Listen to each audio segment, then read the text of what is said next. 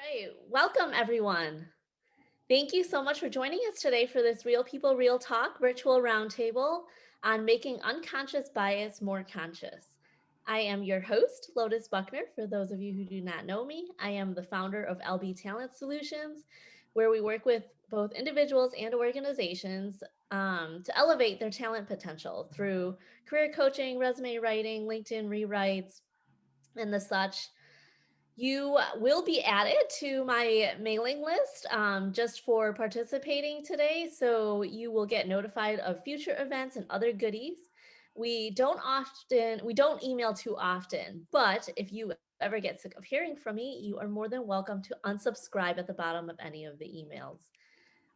For those of you who have been with us before, welcome back and thank you for being a part of this awesome community. For those of you who are new, welcome and thanks for joining us today. We're excited to have you. Our format is pretty unique here in that we don't have planned questions for the guests. They don't have planned scripts and there's no formal presentations. We really want to have an organic conversation today about this really important topic, and I'll talk about how you can engage in that conversation throughout the next hour as well. I'll put this in the chat, but I just have 3 rules for all of my roundtables. The first one is be respectful and open-minded regardless of your perspectives and opinions, as we're all here to both learn and unlearn. Number 2 is be unapologetically candid, because if we're going to meet our first goal of learning and unlearning, we have to have these real, authentic conversations. And number 3 is have some fun. Let your passion on this topic spill out. It's a safe space, and these are actually, it's a very serious topic, but we always end up having a lot of fun as well. So make sure to do that too. All participants will be muted except for our guests for the next hour. However, we encourage everyone to participate using the chat function. If you'd like to submit a question for the guests, you can put it there, or you can really, I encourage back channeling. So feel free to have your own conversations in the chat as well, because there's a lot to talk about with this topic that we can't fit into just 1 hour. But our guests have also graciously agreed to stay for a little bit afterwards. So at the hour, I will unmute everyone so that you can come on stage, if you will, and ask them some more questions or just network with the guests as well as each other. And so if you are able to stay afterwards, we will go ahead and unmute you at that time. If you're excited and you're ready to get started, can you type spring into the chat box for me so I know you're ready to go and that you're ready for spring? Because wow, that was fast. I think we're all ready for spring. Awesome. Well, we will get started then, because these always go by really, really fast. So I'll let the guests start by introducing themselves first, and then we're just going to jump into our conversation. So Maya, you want to go? Sure. Hello, everyone. Greetings from the Washington, D.C. area. My name is Maya. I consider myself a Black lady rogue sociologist. And so that's how I approach my work in cross-cultural advising and training. I last year started a company called Global Equity Forward, where I use principles of cross-cultural training sociology to help individuals and organizations in their equity and inclusion journeys. I do it through workshops, training, and courses. And so I'm really excited to be here, and I look forward to the conversation. Thanks. Thanks. Who wants to go next? Dawn, you're at the top of my screen. Okay, I was looking at Fernando and TJ, like, do they want to go? I'll let them jump in if they want, but I'll jump in. Hi, I'm so happy to be with everyone today. My name is Dawn Rose, and I am currently working at Northwestern Medicine in the Department of Neurosurgery. My role there is Director of Planning and Human Capital, which basically means I do things related to people and strategy and culture. I am the primary culture keeper there. I am also an attorney by training, and I have worked in the diversity, equity, and inclusion space, mostly in disability advocacy. I worked for the Chicago Lighthouse for people who are blind or visually impaired for 10 years, and have continued to work with various organizations and I'm the workforce development lead for the NM Champions Network for employees with disabilities, as well as the lead for our recruitment and retention of diverse individuals in the neurosciences. So I am passionate about having women in STEM. I am passionate about mentoring people, particularly people who feel like they are underrepresented in our workforce, and who I am in the world is a leader who causes other leaders, and which is part of why I just love being here with Lotus, because she was really somebody from the moment I met her that I recognized as a leader, and have had various opportunities to have conversations with her on that front. So this topic is near and dear to my heart, and I think every one of us as a leader, learning how to be creating spaces where everybody has a sense of belonging and a sense that they can succeed is really critical. And I think that's an element of leadership that we have not yet reached the peak of the mountain on. So happy to be here and be in the conversation today. Thanks, Don. Fernando? All right. Good afternoon, everyone. I'm Fernando Nucum. I work for Healthcare Service Corporation based out of Chicago, Illinois. So I'm currently consulting manager working within our markets enablement area. But I guess like my role is not HR related, like, many of folks that are on this panel. But I have been heavily involved within our business resource groups, more specifically the Asian American Business Resource Group. I'm currently the enterprise chair, the state chair for Illinois.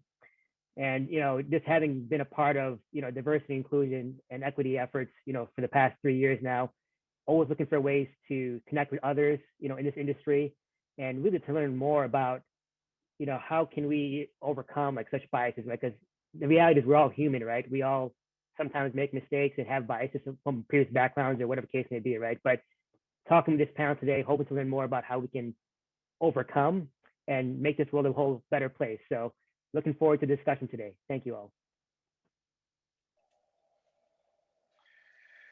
Hey, good afternoon, everyone, or good morning for those still on the West Coast. My name is TJ Mercer. I am the Inclusion and Diversity and Equity Lead at Slalom Consulting. I just recently joined them. My background is primarily focused in talent acquisition, talent management. I was also a human resource officer in the Army for 10 years, so I do have a little bit of a HR generalist, HR business partner background as well. Very, very passionate about diversity and inclusion, have been for a very, very long time.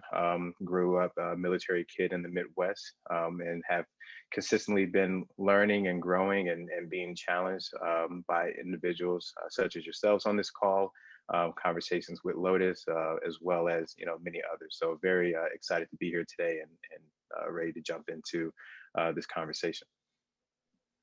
I'm so excited to have you all. These are 4 amazing people to connect with. So make sure everyone share your LinkedIn and make sure you stay so you can network with them at the end. So I I always like to set the stage with, kind of definitions, because we have people from all industries here for all different reasons, whether that's to learn or unlearn or contribute. And so let's start with a definition. How would you define what unconscious bias is?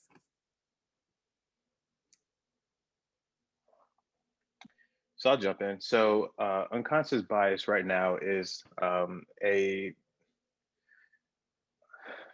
unlearned systematic character trait that a lot of people have that goes into how they view certain items, how they interact with certain people, how they interpret certain contexts of like information. The unconscious part of it is that they don't know that they were trained essentially to view it that point, and it comes from a lot of different places, right? So it can be from how they were raised, it could be religious views, it could be interactions and just different socioeconomics within that structure. It could also be obviously television, music, and just the information, the internet, as you would see it.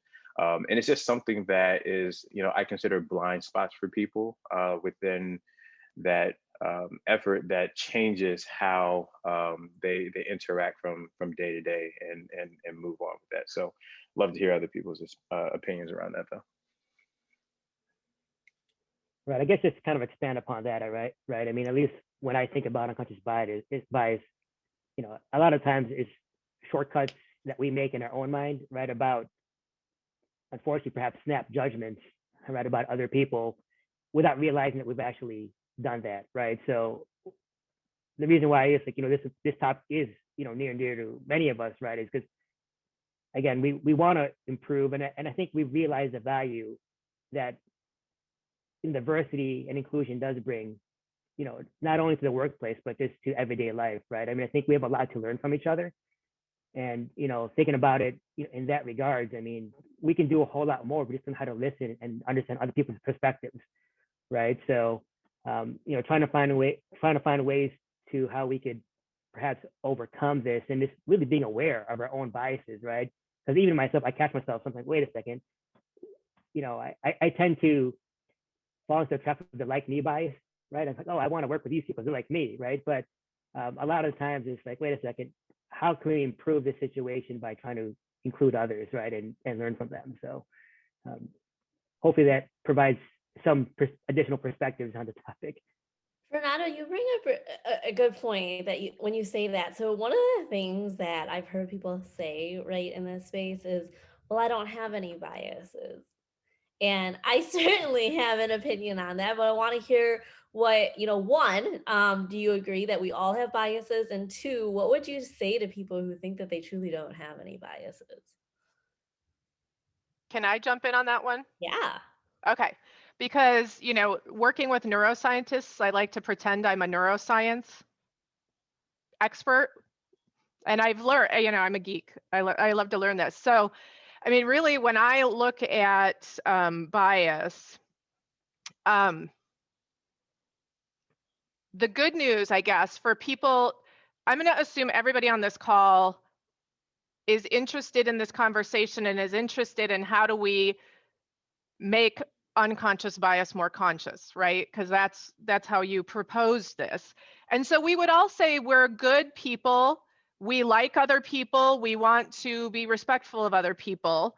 And I think these conversations get difficult for people. A person who says, I don't have bias, I think is being defensive because we don't like to think of ourselves as biased. But in the very core of how we are created as human beings, you know, you've heard about the amygdala and the lizard brain and the fight or fight response, right? Mm-hmm. So our brains are hardwired physiologically to respond to threats. And kind of like TJ said, you know, a lot of our priming happens from our experiences growing up, the kinds of people we were around, you know, what happened to us, what our education told us, the media we consumed. And then, like Fernando said, our brain starts making little connections. So it's like a connect the dots picture. And the more information and the more complex that information gets, the less universal what we see is. And so, like, from a neuroscience perspective, it's good news that bias exists and we're not going to get rid of it unless we give you a lobotomy. Like, unless we actually unconnect that part of your brain, because that's how we're wired. So we all have it. The question is, what are we willing to do about it? Are we aware of it? And are we willing to do the work to rewire our brains? Because some of those patterns, once you observe that they don't work for what you say you're committed to, or they don't work for the people around you, the good news on the other side is your brain has neuroplasticity and it has the capacity to change. So you can retrain your patterns, you can retrain your brains and make new connections. And that's why conversations like the one we're having today are so important. So thank you. I'll shut up now because I could talk all day.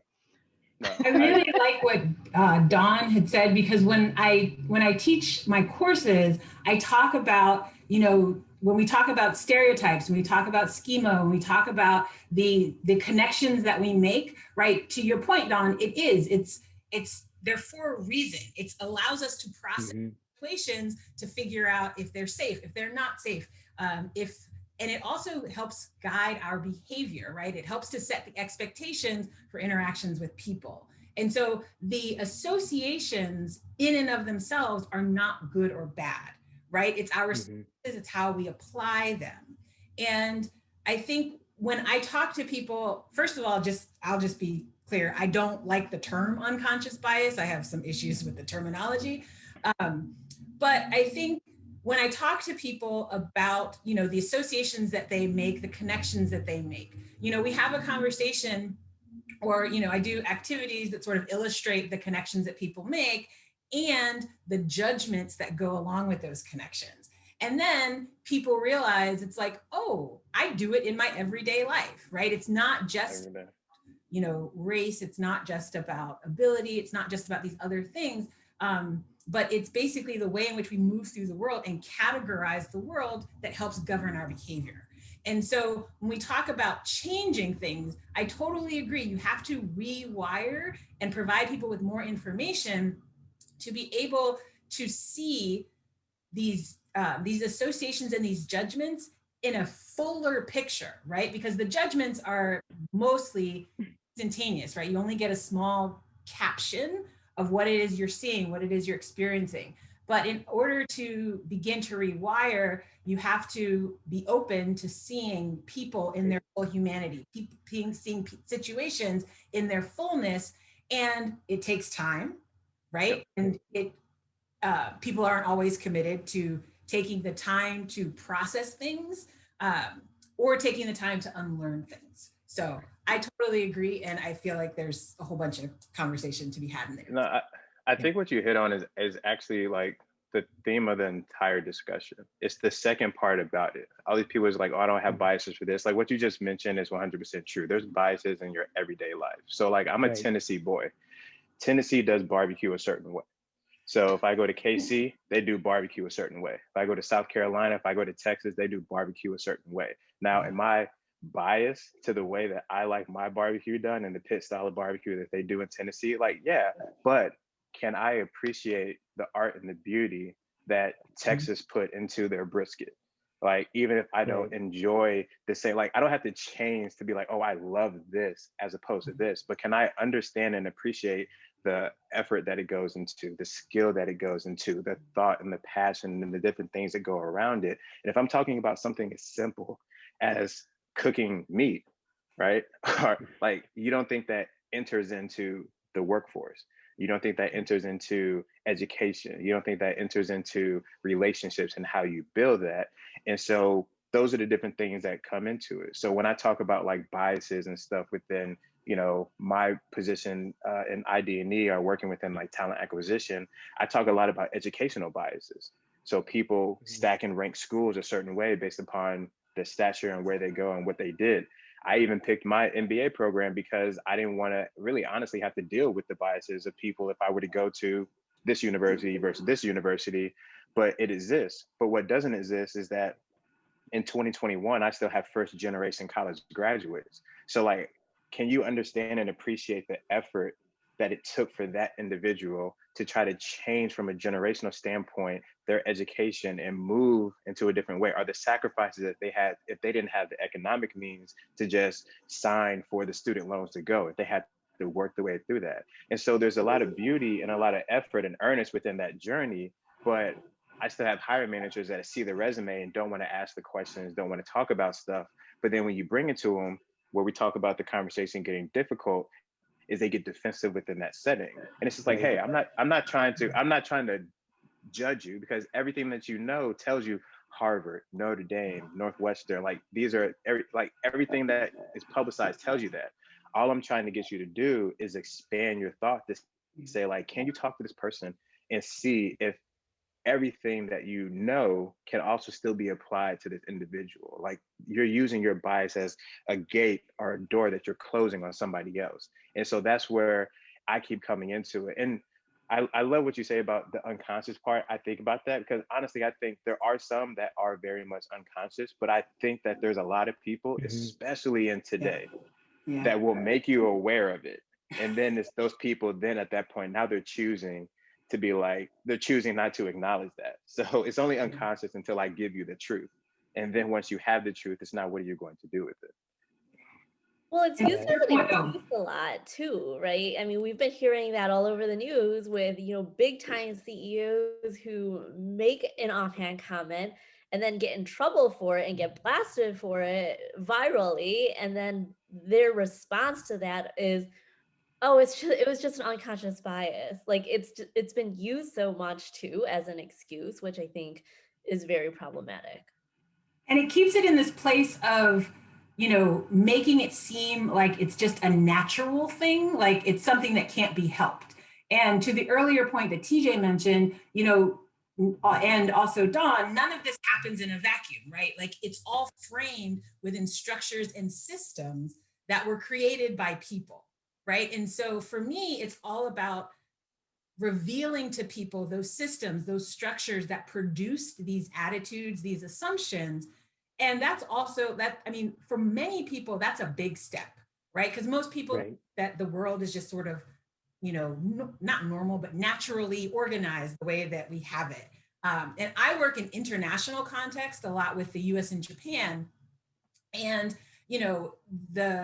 how people outside of the US understand sort of the structures and the normalcy in the United States it just boggles my mind. And so I really enjoy teaching international audiences these things. And, TJ, an example for your point is I had the opportunity to create a study abroad scholarship from the ground up. I could create the criteria for who gets to do it.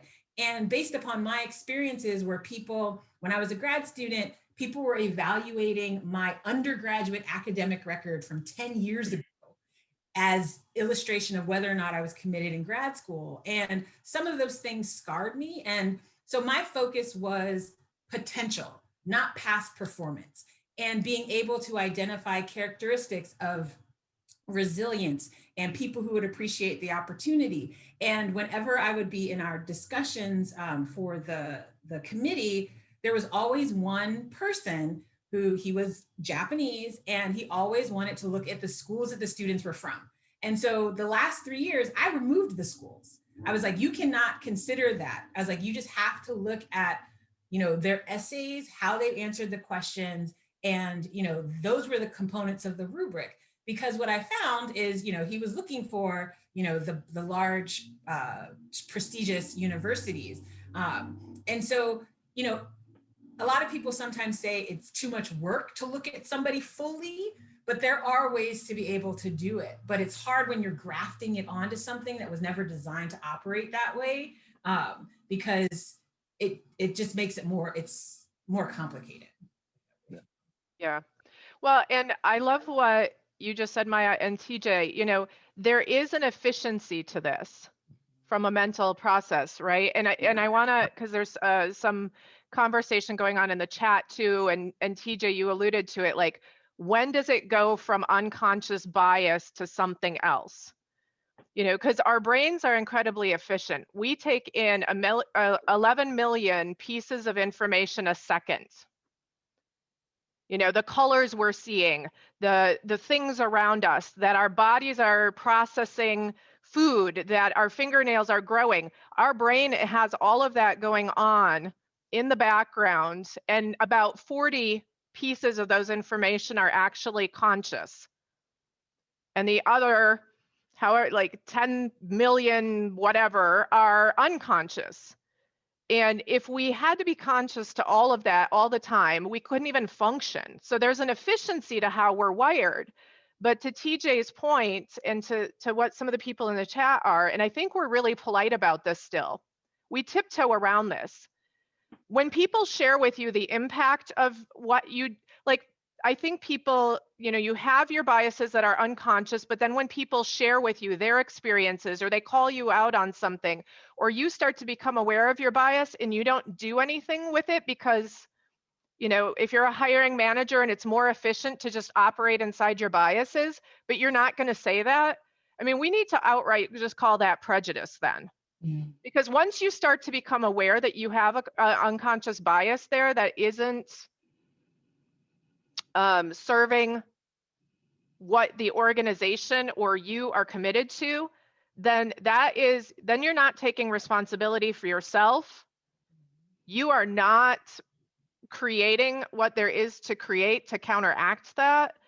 And then I don't think that we can say it's unconscious anymore. I think it moves into the category where it's a little bit more heinous. It is prejudice at work. And having worked in HR for over 30 years, I've seen people have this code, right? They know they have biases. They know they're operating on top of biases, but they're like, well, this person isn't a fit on our team.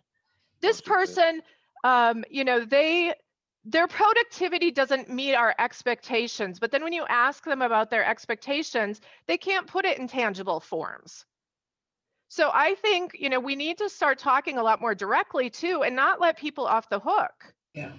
Right. If I've told you you're having an impact with me and you don't do anything about that, you are now openly prejudiced against me. Right. And let's just deal with that. Sorry, go ahead, Fernando. I mean, this is all a great conversation, right? And when I think about it, I think one of the biggest challenges that I have, right, as a leader is like, how to openly address this issue, right? Because, it's not always an easy conversation, like TJ, you were mentioning earlier, right? So it's like, once you do bring it to the attention of, hey, look, I think we should think about this differently, right? At least for me, I've sometimes struggled of how to approach that conversation, because like knowing that some of these folks could be your superiors as well is like, you obviously don't want to ruffle a lot of feathers, right? But, you also want to show that, hey, look, you're a team player and you're also doing, and again, like, I think we've all learned a lot for the past year, like, hey, look, we can't be, complicit about this stuff, right? We should be able to speak up. And a lot of it really, is a cultural change for an enterprise, right? And, at least within the organization I'm working with right now, I mean, I've seen a lot of effort to turn things around, which is good. But even sometimes that, we still have to take it a step further, right? And I would love to hear from all of you on how we could have these difficult conversations, right? Because that's what I'm also wanting to learn. Yeah, actually, Katie asked a similar question too in the chat of how do you call out unconscious bias in your executive leadership team? So, do you ask for their permission to share your observations? Do you just go ahead and share that? That's a really good question. So yeah, would love to hear your thoughts. I mean, it's hard to ask permission at this point, because it just depends upon who you are and what you are within the context of your personal maturity and your career. For me, I'm a 33-year-old African-American male.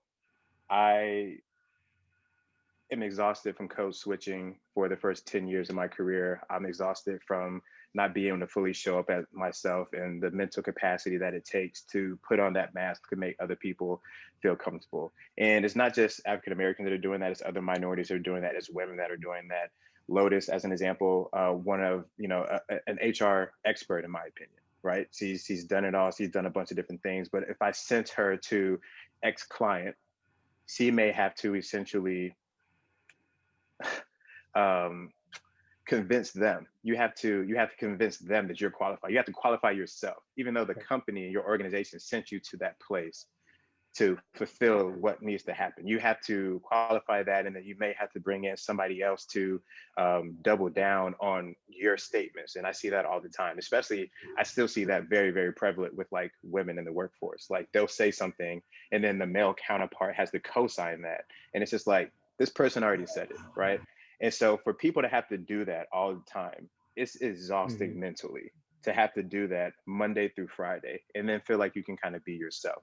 Now, to Fernando's point, when you do have those conversations, for the longest time, there's a self-preservation that is just innate. Like, hey, I want to bring this up, but I also kind of want to keep this job, right? So at the same time, I don't want to be, too combative within the sense, because you're pushing people outside of a comfort zone.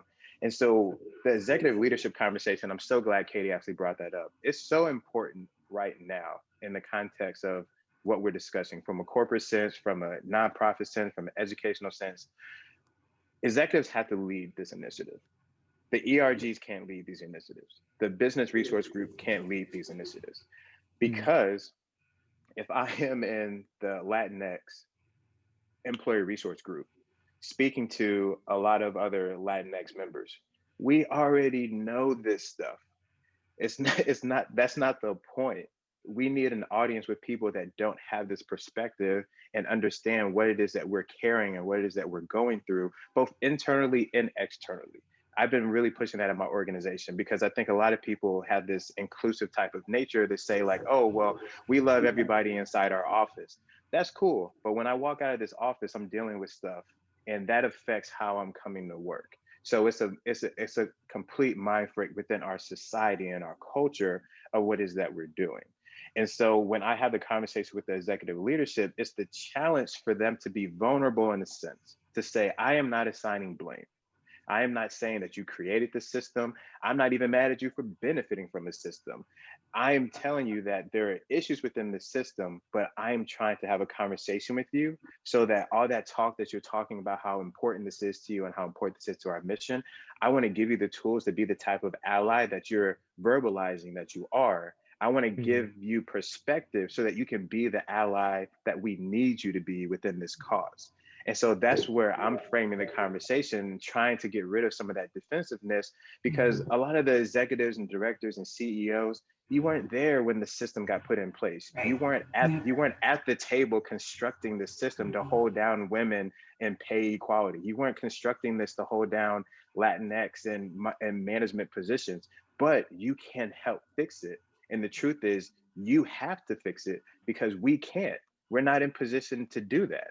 And so that's how I've been approaching it. And for me, it's been a better response because it's very easy for people to get defensive because it feels attacked. Like candidly, if I was a Caucasian male and I was at like a manager or level higher, like sometimes like I I feel bad for them. It sounds weird to say that, but I feel bad for them in the context because it feels like everybody's attacking them. And it's not their fault in that sense, right? Like it's their fault if they don't want to change and if they don't want to listen to the conversation. But I can't blame you in current time for a system that's been in place for 300 years, right? And that's, I think, a key point is a lot of these conversations go badly, right? Like people don't know how to talk about it. People feel uncomfortable. People don't know where to go.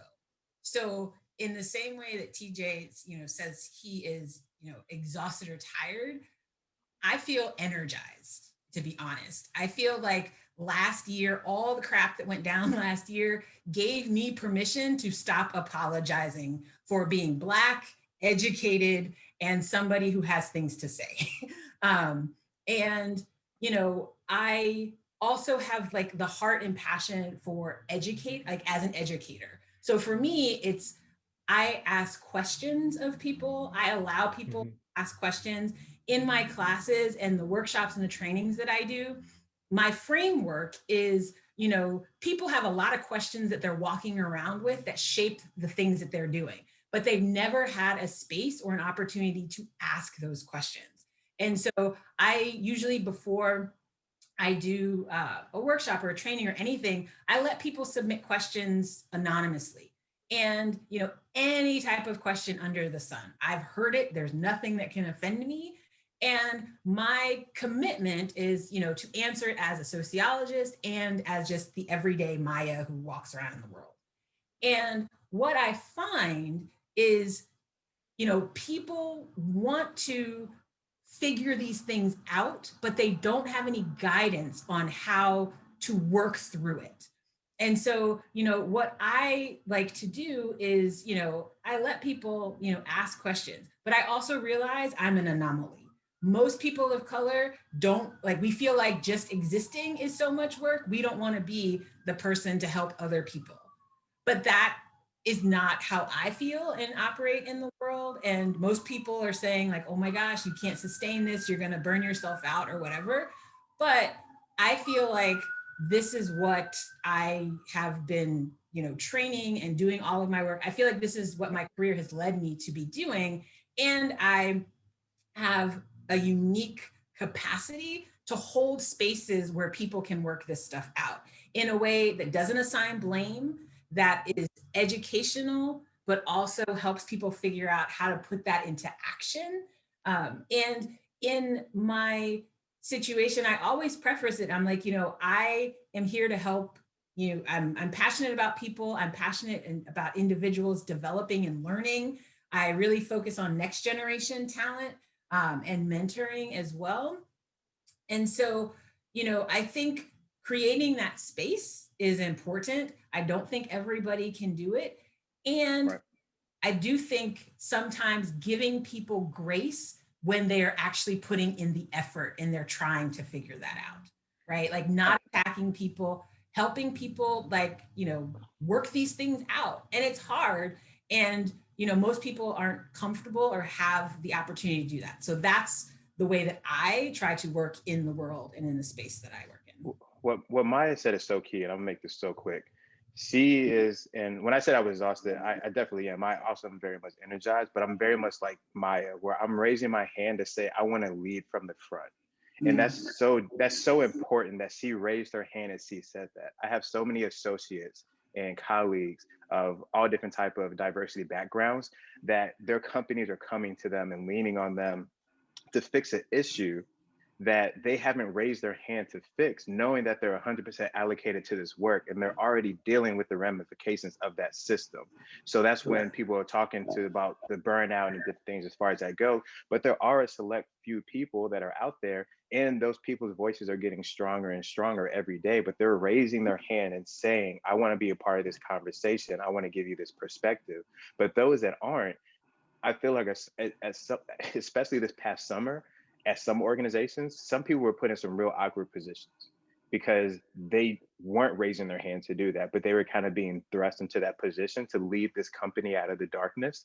And they either aren't equipped to do that, or they're just not passionate about that, or they just don't want to do that. They just want to do their work. And I think I just love that you said that as far as just volunteering to do it. And so that's it. Well, and I love it. I love what both of you put in, because it really speaks to, we can have our biases, right, about who should be leading this conversation, or who should be energized by it, or who should be exhausted by it. But I think what Maya said is really key. And TJ, I really acknowledge you for just saying, like, I'm exhausted. And for me as an ally, like, it's really important for me to hear, like, no, I'm not okay. I am exhausted. And then I know, like, I shift into the same space as Maya. Like, this right here, I need to be a space for this person. And I think, for the people who are exhausted, I can totally appreciate the exhaustion. As somebody who has and it's a combination, right? So I'm a white woman, I can walk in the room, I'm in my 50s now, and I really don't care about getting fired. So, like, I'm the best kind of ally, I think, to have, because I will go to executive management and say, y'all got to get your act together. So I think, part of what we're talking about too is, like, bridging relationships and being the bridge so that you can relate to other people where they're at. You can raise your hand when you are feeling like it's the time for you to raise your hand, and maybe you're not energized by raising your hand yet, but you feel like your hand just needs to be up and you need to be out in front, because it gives you a space to put your energy other than, being exhausted. So I think being the bridge is really critical. But I also, I think for the people that executive management will listen to, we must step up as allies. We must be more vocal about what is not working and what needs to work in the organization. And if they're deaf to that, then we must leave and go work someplace else when we can. And I know that there are some realities, right? You can't just hop on a new boat, but I think we also don't need to be so willing to work for people who really don't care about their people. I mean, at the end of the day, that's really what it's about, is not caring about their people. And so I think, those bridges are important. And I know I've ended up in a weird conversation over the past year, because I'm in conversations like this, right, where people are really committed to looking at it. And then I have had other people, I've had kind of, to your point, like the older white men come to me and say, well, Dawn, I don't get it. I don't understand. Like, and they have questions and they feel like they are losing something. And I'm like, I can completely understand that the way the world was structured, you would feel like you're losing something, but I'll say to them, well, let me ask you, because I'm a woman, I really am passionate about my career and I want an opportunity to succeed. And I can get, when I come into a workforce where white men, or like just men, right, have had I'll just keep it in the gender, but where men have had the opportunities, how do I have to, how do I have the opportunity to prove myself? How do I have the opportunity to succeed with you if what you feel I am doing is stealing a job from you or stealing an opportunity from you? And it's really great because people are like, well, I don't have the answer to that. And I'm like, well, I don't have the answer to that either. And I think, that's one of the important things in these conversations too, is to know, I mean, I'm no expert in this. I keep learning. I keep sticking my foot in my mouth sometimes. I keep finding situations where like, wow, I never really thought about it that way. But getting the questions up and getting people to like ask the questions and really start to reconsider how they've done things or automatically always thought about things is more important than actually having the answers sometimes. I'm curious what you all think, because I am seeing a shift. Joy mentioned in the chat that it's sometimes easier said than done. I agree with that, because, Yeah. we all have to make a living, and to not leave an organization. I will say, though, from a recruitment standpoint, I've seen a little bit of a shift where there are more people, though, that are willing to step out and kind of make that jump faster now. And it makes it, which is a positive thing, because what I've also seen is that has put the pressure onto organizations to really address these things and not let it fall by the wayside, which is what I was a huge fear of mine, right? When George Floyd died and everyone jumped on the bandwagon to put out all these statements and put out all these programs and do all these trainings, it was a fear of mine. I was like, how long is this going to last? Because we've seen this happen before. And so I have been a little hopeful to see a little bit of a shift from that perspective. I'm interested to know how you all have seen that. Do you feel that there have been positive shifts since last summer? So there's some positive shifts for sure. You are going to see, and I think you're going to see a lot of it in quarter 2, as it warms up and more positions continue to get posted and budgets get approved and companies are starting to come back. I've been telling my company, like every company is focused on recruitment as far as diversity and gender and the census data and everything as far as that goes. And I keep telling people, like, it's cool that you want to gain, 6 to 10%, but if you're not paying attention, you're going to lose 3 to 5 on the back end, because people are looking. And like you spoke about, like, you're interested to kind of hear what's going on. People are trying to figure out if their company has an interest in diversity and inclusion, or if their company has an investment into the inclusion and diversity space, because it wasn't going to get fixed in 2020. It's not going to get fixed in 2021. There's grassroots efforts, there's interview training, there's fair competition and fair hiring, and there's equal pay, and there's different things that are happening that are going to, trend in the right direction. But this is like a journey of a goal, like for many organizations who aren't going to be anywhere near the census data or any of the other stuff till 2025, 2030, right? And so when you're looking at that, people are now trying to figure out, like, hey, was it a bunch of lip service? Hey, that $3 million you pledged, like, where is it? What is it doing? And is it happening? And they're also gonna look at real numbers, because in the past, when this has happened, companies go out and they recruit a whole bunch of diversity people at the associate level. The leadership didn't change, management didn't change, that pyramid looks the exact same. And what ends up happening is that 70% of those associates leave within 18 months because you didn't change anything inside. It's still not inclusive within that. You're still leaning on the ERGs. You still haven't empowered them to truly be the resource groups that you want to be.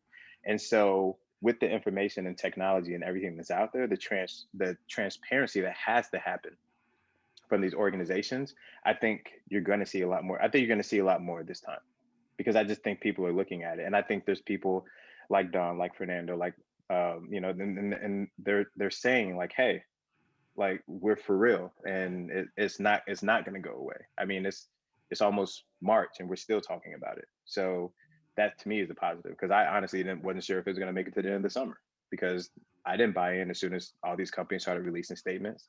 I was just like, why didn't you care before? You know, it's like when McDonald's is like, hey, there's all white meat in my chicken nuggets. I was just like, well, what was in the nugget before? You know? So it's just one of those situations. But yeah. Yeah, I mean, I definitely, just when I think about what we've been experiencing, at least from an ERG perspective, right? I mean, like, TJ, to your point, I mean, sometimes you see, companies try to, pass the buck over to the ERGs to be the one to spearhead, a lot of these D&I efforts, and they expect, oh, okay, join the ERG and you check that box that you've satisfied that diversity and inclusion. But, yeah, to your point, I mean, it's like, how do we empower the ERGs or BRGs to do a lot more, right? I think that's one thing that, we've been trying to do within our organization, is to try to figure that out, right? Is how can we make those connections with leadership? How can we make those connections with HR, right? Because it's really a relationship, right? It's a two-way street, and whether you call it allyship or whatever the case may be, right, is trying to find those connections just to continue to hammer in, a lot of these, concepts of, how can we truly make this unconscious bias more intentful, right? Because it's one thing to talk about it and to become aware, but if there's no action, right, what's the point, right? So, I don't know.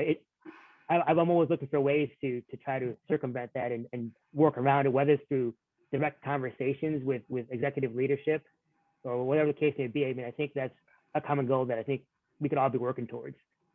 And I would say, I would add to those as well. So last year, I never would have imagined to start my own company. Like, I'd been thinking about it, but I never really felt like I could do it fully. But I will say that the events of last summer moved me to action. Like, I felt like I couldn't not say anything. And I was like, I'm not a lawyer. I don't know. I can't talk about the criminal justice system, but I can talk about racial justice in the US-Japan space, because that's my experience. That's my world. And there are things that are wrong that I see that have to be addressed in that space.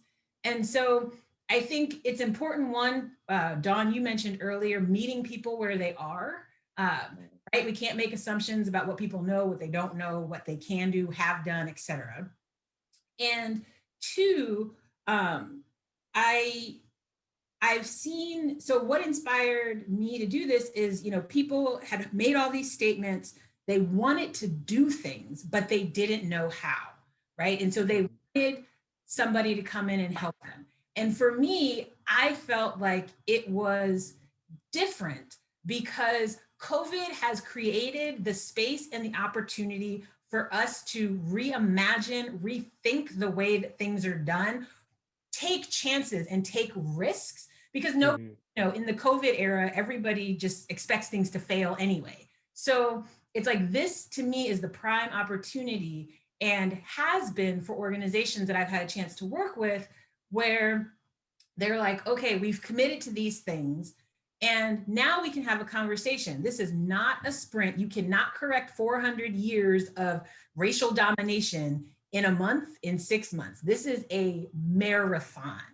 And my job is to help you figure out how to, more inclusively and equitably, operate your organization, not just for the now, but for the future that's coming down the road, right? So, help you with what's going on now, prepare you for the future, and be a cheerleader for you so that you stay on the course and finish it, right? And so I've had the opportunity to give people new roadmaps, give people new words, give people new frames of thinking to, one, get them excited, two, get them committed, and three, to make these long-term commitments. And that, I feel, is different from before. And unfortunately, there aren't a lot of people that can do that. And so, how can people do smaller things, to make change? And, that's okay too. right? Because you're not going to be able to overhaul organizations, but what can you do in, on a smaller scale? So I've had those conversations as well. But again, for me, I'm excited for people who are making the effort. Mm-hmm. That to me gives me sort of hope and inspiration and excitement about this. Well, I think people are realizing the point that you made about the marathon, right? And that's where I think that's where people are at right now. I think that's where organizations are at right now. Like they did actions, they had all these great conversations for like the last 8 months. Now employees, resource groups, other people are looking for like the actionable items. And what they've discovered throughout all those conversations over the last 8 months is that this is a big A mountain. And like they're like, where do, like they're latched in, but they're like, where do I start? Where do I climb first? Like, what do we do? And so for me, I've been trying to deliver the same thing, whether it's small, medium, large organization. I'm like, cool, we're gonna pick one thing. Yep. All right. Let's identify, let's talk about it within the context. Let's get the feedback from the employees or whatever. Then we're gonna pick one thing. And we're gonna do that. We're not doing anything else, but we're gonna do this one thing. Because to your point, yes, we can then celebrate that we're doing this and use this as momentum as we're moving to do other stuff, because you can't overhaul it. Right. It has to be piece by piece by piece. I can't address talent acquisition and talent management in the hiring process, in our evaluation process, in our pay like if you're looking at everything on one plate, yes, you're going to be overwhelmed. Like it's like you have to make it smaller, and you have to bring it to a sense where people understand that, especially the executives, that you don't have to do all of it. There's people that are willing to do this work with you, but this is where we have to start. This is going to be the first step in our journey, and just kind of move from there. I think that's where many organizations are at right now. Just Yeah. Yeah. Well, and I love what you both said about that, because I have had lots of conversations, especially over the past 2 months. And Maya, same for me. Like this summer was a wake-up call. Like it's not enough for me to be a good, well-intentioned person doing my thing over here, right? But like I self-declared that it was my job to keep this torch going, this conversation going everywhere I was going, every community I'm in. It is my job to continue this conversation and keep having conversations for, a world that works for everyone. And I've had colleagues who are like, oh, there's just so much to do. I don't think we're really going to make any difference here. How are we going to get it all done? And, that's really what takes them out of action, is this notion that there's no way to fix all of these hundreds of years in one day. But, it's the little conversations, and I love that we have this conversation and having a critical mass of people who are like, yes, I am a flame keeper. It is my job to keep this conversation alive where I am. That is really critical. Little things. I was talking with talent acquisition about hiring employees with disabilities, and he said, oh, that's great, Dawn. I love what you're saying, but the hard sell is the hiring managers and getting them to overlook physical shortcomings. And I was like, oh, no, I'm going to disabuse you of the word physical shortcomings. Like, do not waste your time and energy trying to convince hiring managers around physical shortcomings. We're going to have a conversation that there are no shortcomings. Each of us has a unique palette of skills and abilities and experiences to bring to the forefront. And whether or not someone has a physical or other sort of differentiation doesn't say anything about how they can do in the job. So we're not going to have conversations like that because it's just a waste of your time. We're going to talk about the skills and abilities and experiences people bring and how they can contribute to our workplace. How about that? And he was like, oh, this is the most exciting conversation I've had all week, like in the last 3 months, actually. So I think, part of it is really just continuing to speak to what it is that we believe in and what we're passionate about. And, TJ, like you said, that vision you have for the future, but Maya, oh, thank heavens there are Maya Fishers in the world who are actually working with organizations to have them fulfill on those visions for the future. But I think that's the most important thing we can do, is at least keep the conversation alive. Right. Well, we will definitely keep the conversation alive. But like I said, this hour is always going to fly by fast, and it already has. I see that, Crystal, you have a question in there. Can you just type in a chat and let me know if you're able to stick around so we can continue that conversation? I think it's a great question. But since we're at time, I was hoping that each of you, if you're willing to share any contact information or social media accounts that you're on for people to follow you, how can they connect with you? Sure. I'm on LinkedIn, TJ Mercer. Should be pretty easy to find. You can also reach out to me at my work email is thomas.mercer, MERCER, at slalom.com. And so hopefully, you know, everyone feel free to add me on LinkedIn, but looking forward to connecting. Yep, I'm on LinkedIn as well, Fernando Nucum. Not many of us Fernando Nucums on LinkedIn, so I'm sure you'll be able to locate me as well out there. That's probably the best way to reach me. So look forward to connecting. Yeah, sorry. I'm on LinkedIn as well. And you can also follow me on Twitter and Instagram. Equity is Action is my handle. And I will put my email down there in the chat as well. And I just dropped my LinkedIn link because it's law and workplace aficionado. And I'm on Twitter as DRoseConnects. So those are the easiest places to find me. Thank you. Well, since we're at time, Maya, Fernando, TJ, Dawn, I just want to thank you so much for joining me today and for your incredible contributions to this really important conversation. I know the five of us could talk for the rest of the day on this. But thank you also to all of the participants who joined us today. I absolutely love the engagement in the chat as well. Been trying to follow along and excited to read through this tonight as my nighttime reading. This is the last scheduled roundtable. I see many familiar faces who have joined us several times. It's the last scheduled one that we have at the moment. I'm taking just a tiny hiatus, but I want to assure you all that we will be bringing these back.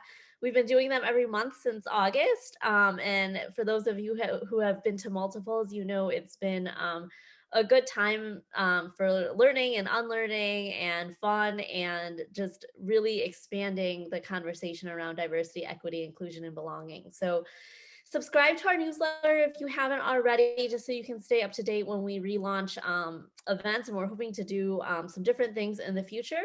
So thank you again, and I will see all of you soon.